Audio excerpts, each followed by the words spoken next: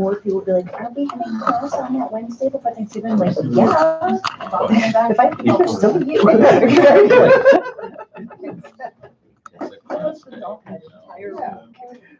Oh, right. Yeah. Yeah, I know.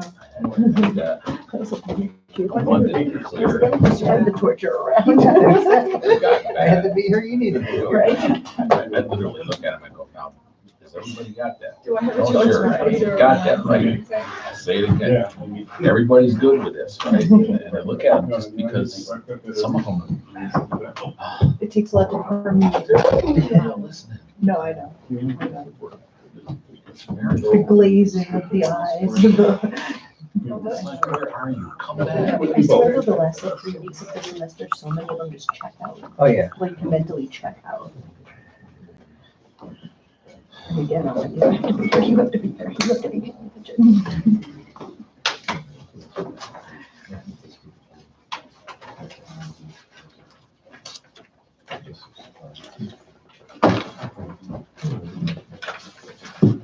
All right, you guys ready?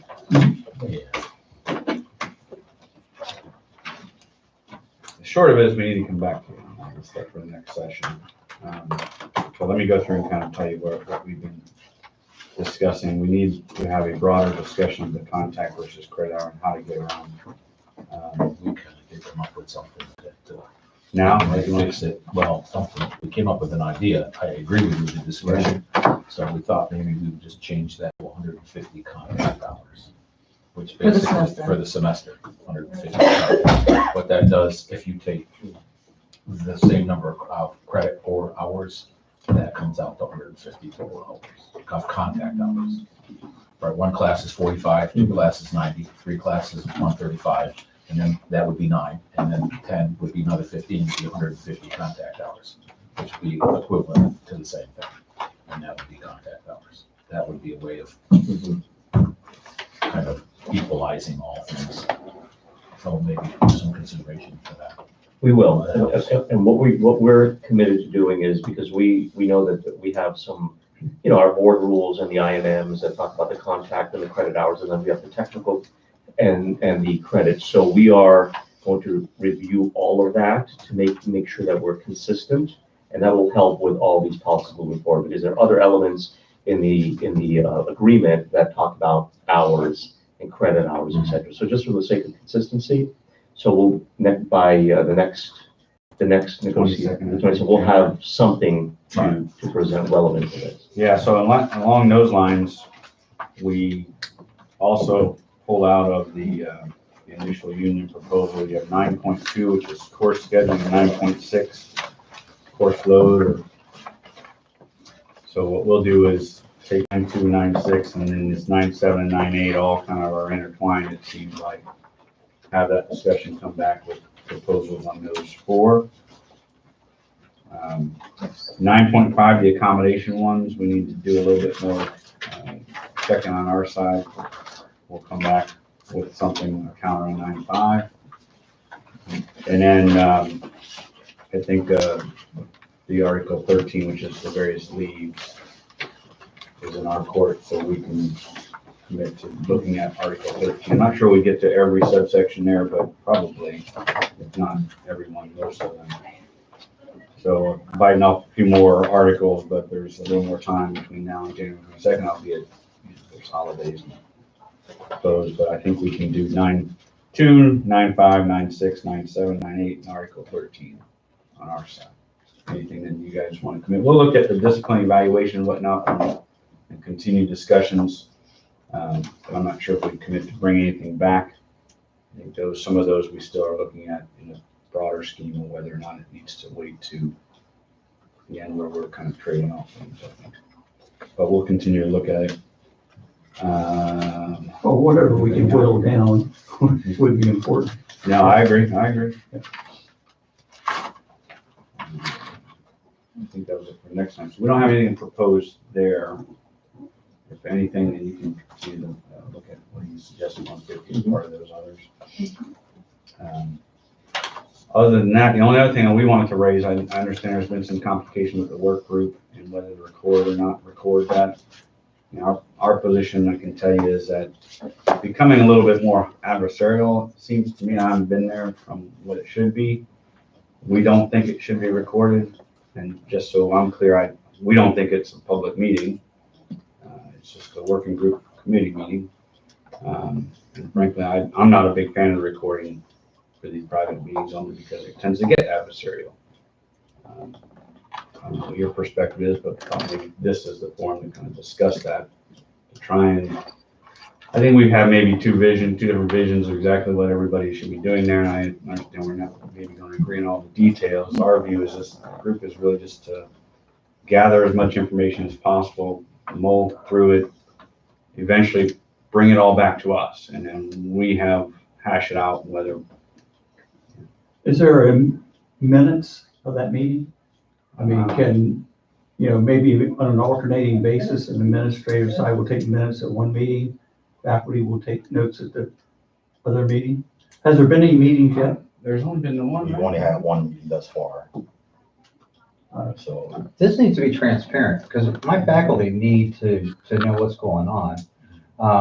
Because how do I know at the end of May or March, whenever they come back and report, that this was transparently done?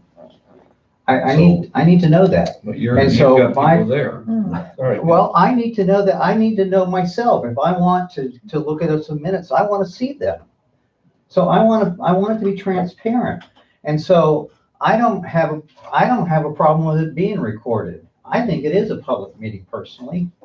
This is a public meeting, isn't it? This is by statute. So So- any person You've off the got- street you've got can walk in committee- here, correct? But this isn't that meeting. so Why isn't it? It's So I- a subset You of guys, this meeting, committee is not? meetings in this college all the time, and none of them are public. This is no different. Is that meeting a subset of this meeting? no, It's it's, subset. so according to the actual, Florida, the Sunshine Law states that that meeting is an exemption. It says that any advisory committee involved in solely in fact-finding activities. And then it goes further into the law to say what a fact-finding activity is. A committee is subject to the Sunshine Law only if the committee has been delegated information gathering or fact-finding authority, and only conducts, and they're only conducting such activity, they're exempt from that. However, if there are granted decision-making activities, then the law, however, states that is subject to Florida Sunshine. So really, we're not voting or anything. All we're doing is collecting data, presenting information to this body, which is public, so that we can make decisions. So that's why I disagree that it is a public. Does a faculty member have a right to attend one of those meetings?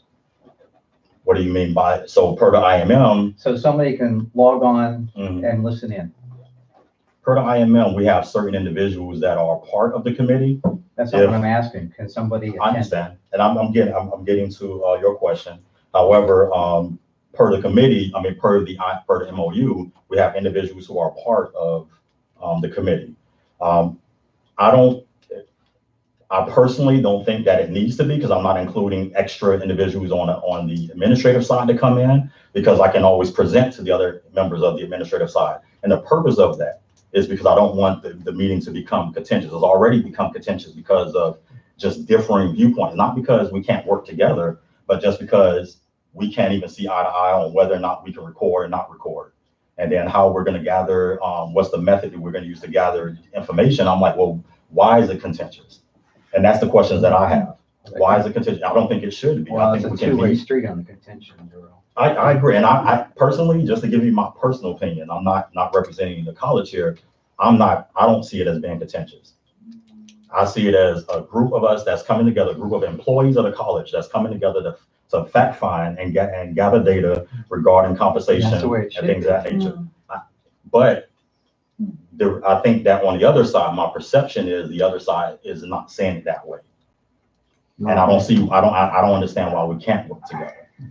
And if you read the emails, just the tone coming from the side of Professor Gavion, it just unnecessarily adversarial. And, it came to our attention that apparently the recording was surreptitiously done for the first 20 something minutes, 23, 25 minutes. And then it was disclosed at again, I'm paraphrasing that, oh, by the way, this is being recorded. So if we're going to be doing everything in good faith and the negotiations in good faith, I think it's just critically important that we honor that. And you know, Gary, the premise of the argument that somehow the college will deliberately not be transparent with the data. This data is, anybody can find the data that this committee is researching. So it's easily verifiable. We're coming in this with the true spirit of good faith.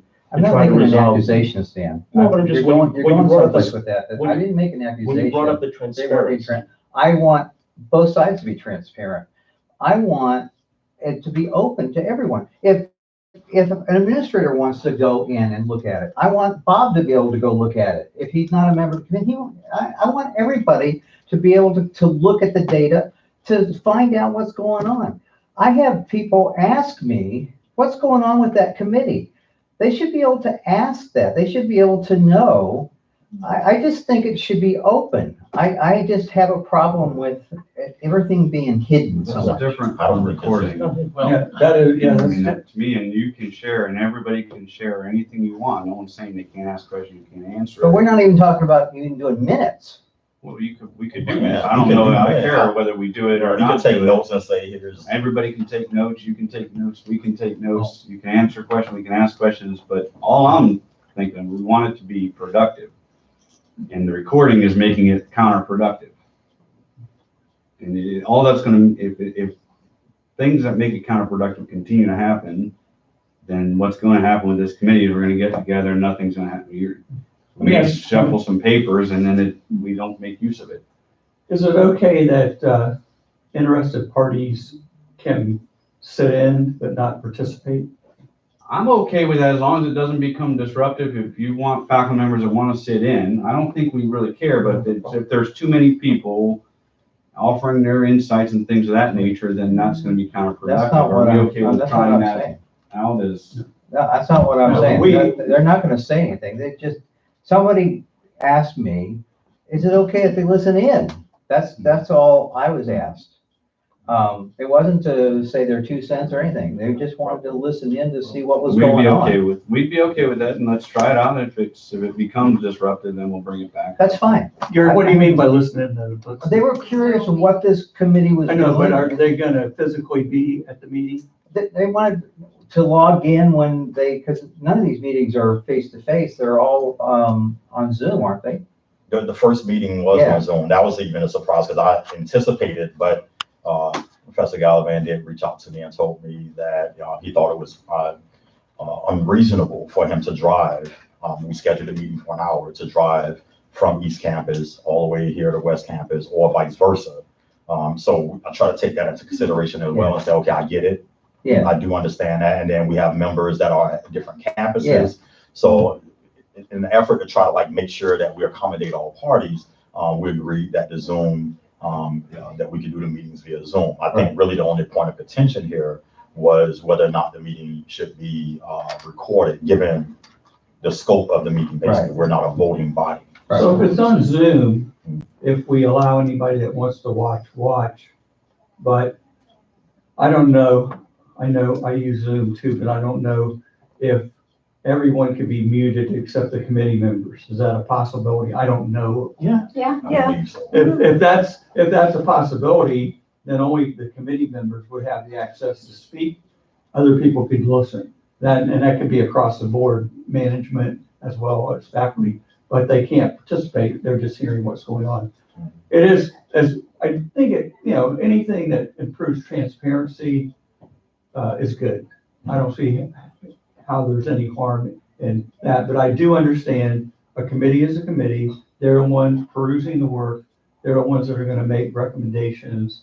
And the people that are hearing it can offer suggestions to each side if they so choose, but they shouldn't be allowed to participate. Unlike what we're doing in open negotiations as a public meeting, we want full participation as much as possible. If the entire faculty was here, we need a different space, but it would, be certainly appropriate if they wanted to be. But I understand your point of view about the recording. I think if we do it, not knowing it was on Zoom, I think that opens the possibilities to give transparency and openness, and still not allow people that aren't on the committee to speak. They can communicate in between meetings, and their thoughts can be added then. Does that make sense? I just, go ahead, please. Well, no, the part that concerns me is the hostility part. We're not gonna get anywhere. Correct. In any meeting, in this meeting or anywhere with this hostility. Correct. So maybe that's the issue that we need to address, okay? You guys can't, no one can be hostile. It's not gonna work, okay? It's just gonna make things more difficult. So I'm not understanding, Brian, is what you're saying is that by recording that meeting, things got hostile because of the recording? Is that what you're saying, or? I believe that things got hostile because we identified that, well, we were notified of the recording after the fact, and then when we stated that there was some opposition to the recording, Okay. that's when matters became hostile. And again, for individuals who want to like look at email thread, you can judge for yourself whether or not. Well, yeah, but without going to any dramatic things to do, I think we just simply need to make it very clear to everybody in any negotiation, any committee meeting whatsoever, that hostility is not a place. We can't do it. It's not gonna work. It's only gonna make things worse. Yeah, we're gonna disagree. We Correct. disagree, and we're gonna get the hair up on the back of our neck found that, but it's not hostile. You can't get hostile with it. We need to. No, and that was no place for hostility There's to no be, place. on either party. What's Right, the and community? we don't need that. And, I talked to Jorge about that, let's get over that and let's deal with that. And I was gonna bring it up today and talk about, let's at least have some way that, somebody can listen or whatever, but let's get over being hostile, because we don't need that. Let's do what that committee's supposed to do, but not have We're about hostility. civility and all of this, and maybe that. will- And ground rules weren't set at front at the meeting, and possibly that would have taken care of, discussing those things and having the agreement in front end. But now that that's over, I think the idea of Zoom makes sense in traveling around this county. And I think that provides the access, that provides the transparency, Well, if we have that where anybody can listen in, then I would suggest we don't record then. I wouldn't I suggest frankly think we, it calls people to I'm fine with that. not be as frank, not be as open, and we get less done. Okay. If I may, my perception in discussing with the team, because the unfortunate tension began even before the recording. It first began with the composition of the members and the names of the individuals, and then it began with the ability to schedule the meetings appropriately to make sure that all the members were appropriately represented. So that, at least, that became sort of the bedrock of the fomenting this tension. And then the actual meeting with the recording, I think, led over the top. But the concern that I have is just to make sure that the individuals that we both parties appointed to this committee, they are representing our respective bodies, right? So, for instance, after these meetings, et cetera, I am regularly briefed by Dr. Goolsbee, Dr. Gabbard, and Mr. Clark, and they're letting us know what's transpiring and where we are, X, Y, Z. So the thought was that, the team that's representing the union is also sharing, to your point, Gary, that people are asking what on earth is going on, that one would have thought that somehow there's some communication coming from the union representatives to the collective bargaining unit, you see, and so to the extent that that's not happening, and it led to this recording situation, I would just submit from the spirit of good faith that we communicate appropriately to all parties. The other thing is there's something to be said about having face-to-face meetings, and I'm all for Zoom. We use it as a wonderful educational tool, but there's nothing that can bring two parties that are already in an adversarial process together and sitting just like we're doing right now across the table to be able to look at the data, look at what other colleges are doing, and just to talk about it. The notion that it's not worth the drive is very disconcerting.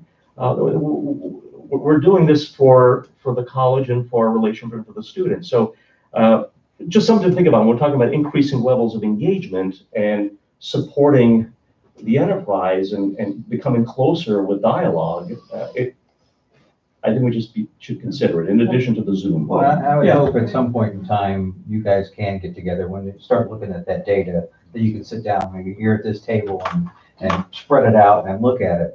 And yes, Jorge has talked to me, and I do, it was unfortunate that there was that bad blood that started there, and we're not gonna have that. You know, I spoke to him and we're gonna get off on a different foot the next meeting. And I do appreciate you agreeing to have people listen in, because frankly, that was a concern.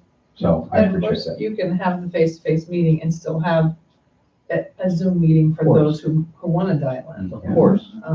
I think, yeah, I think it's, right, I think that's the way you handle it, you know, for future meetings. I do think after you set some of the ground rules and decide who's gonna do this, which can be easily done by Zoom, those kind of things, but once you get into the nitty gritty of an analysis, I do think the meetings need to be face to face, because it's pretty hard to do that electronically.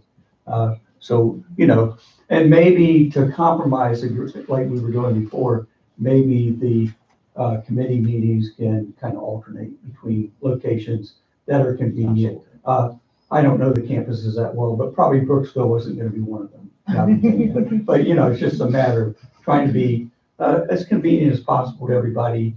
And I think that's, you know, this is all compromising. Yeah, I think it's a good discussion. I think we're all on the same. We're on the same page. Honestly, we have the same goals. Mhm. We just need to agree on how we get there. Correct.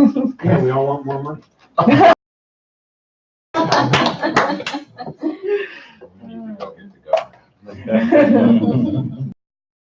Not the governor's budget, it's pretty much dead as soon as it's printed, so we move from that point forward. I think that was all we had for today, unless you have other. If we have, Marshall, we have maybe 10, 15 minutes, we could get the continuing contract back to you, right?